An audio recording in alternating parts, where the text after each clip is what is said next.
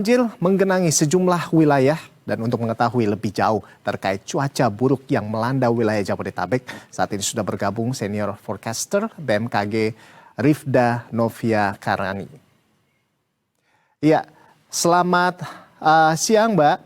Ini kita lihat ini hujan, Mbak Rifda, ini kita lihat hujan dengan curah intensitas tinggi ini melanda wilayah Bogor, Jakarta dan juga sekitarnya begitu ya. Nah, hingga menyebabkan banjir dan juga longsor kita ketahui bersama. Nah, bagaimana prediksi cuaca siang ini dan dalam beberapa hari ke depan akan seperti apa ini, Mbak Rifda? Baik, terima kasih. Dapat kami sampaikan memang dari pantauan kondisi dinamika atmosfer terkini, kami perkirakan beberapa wilayah di wilayah terutama Jawa bagian barat ini masih terdapat potensi hujan yang cukup tinggi, terutama 1 hingga 2 hari ke depan.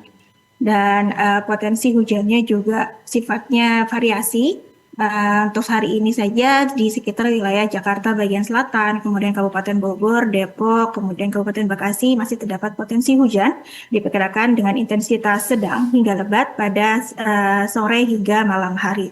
Dan intensitas hujan yang terjadi pun ketika terjadi itu durasinya cukup panjang. Mungkin ini yang perlu diwaspadai oleh masyarakat gitu ya.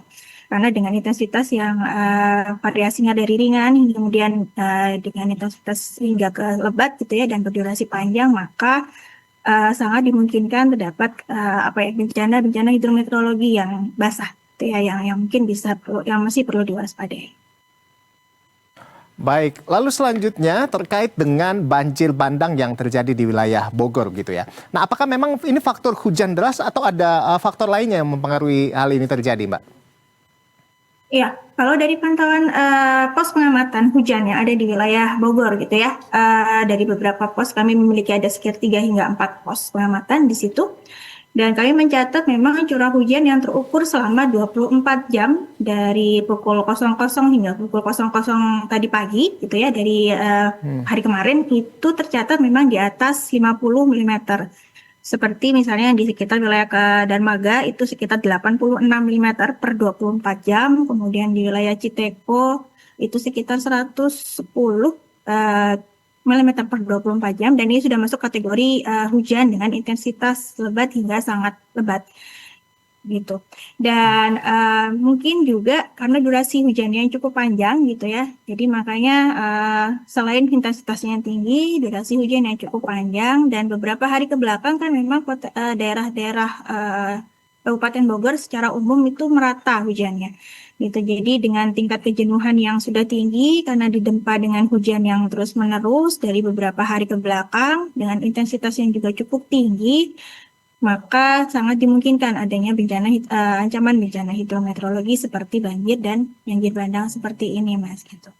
Jadi juga didukung juga dengan topografinya ya. Kalau di daerah Bogor kan dataran-dataran tinggi gitu ya. Jadi dengan daerah serapan yang kurang baik gitu ya, tingkat kejenuhan tanah yang sudah cukup padat gitu ya, dan ditambah lagi dengan kondisi cuaca yang bisa dikatakan intensitas hujan tinggi gitu. Makanya bencana hidrometeorologi ini tidak dapat dihindari.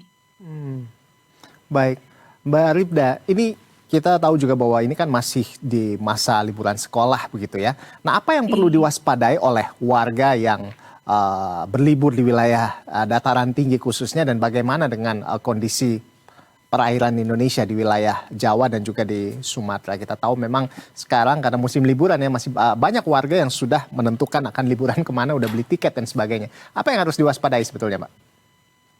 Iya, memang sebenarnya ini pada periode bulan-bulan ini adalah periode, ada beberapa wilayah yang sedang memasuki periode peralihan dan sudah ada yang memasuki periode musim kemarau gitu, di mana pada periode peralihan ini memang kondisi cuacanya menjadi tidak stabil gitu ya, atau menjadi dinamisnya cukup kuat gitu ya, dengan bagaimana perubahan cuacanya menjadi lebih cepat gitu ya. Ini mungkin yang perlu diantisipasi bersama gitu. Kemudian dalam beberapa hari ke depan dapat kami informasikan kondisi terutama untuk wilayah Indonesia bagian selatan gitu ya, mulai dari Sumatera bagian selatan, kemudian sebagian dari wilayah Jawa, Bali, dan hingga wilayah Nusa Tenggara. Di mana sekitar wilayah Jawa dan Bali mungkin sama Nusa Tenggara ini kan destinasi wisata yang cukup ramai gitu ya.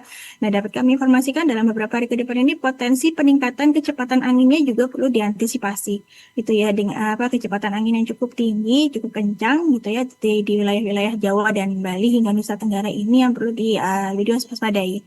Dan seiring dengan peningkatan kecepatan angin ini dibarengi juga dengan atau diiringi juga dengan peningkatan tinggi gelombang gitu. Jadi kecepatan angin yang tinggi itu berkorelasi langsung dengan peningkatan tinggi gelombang.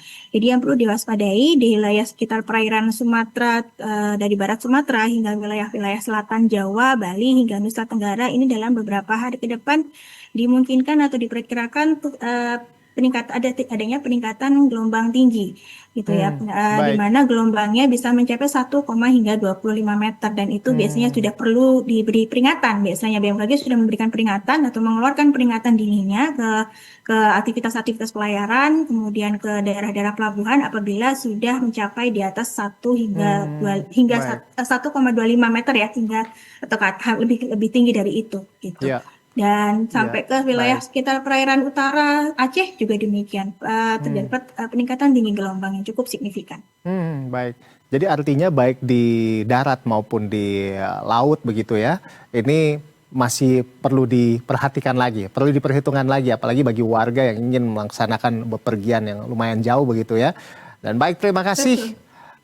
Senior Forecaster BMKG, Rifda Novikarani sudah bergabung bersama kami di Berita Satu Siang. Terima kasih atas informasinya. Salam sehat selalu Mas, dan selamat siang.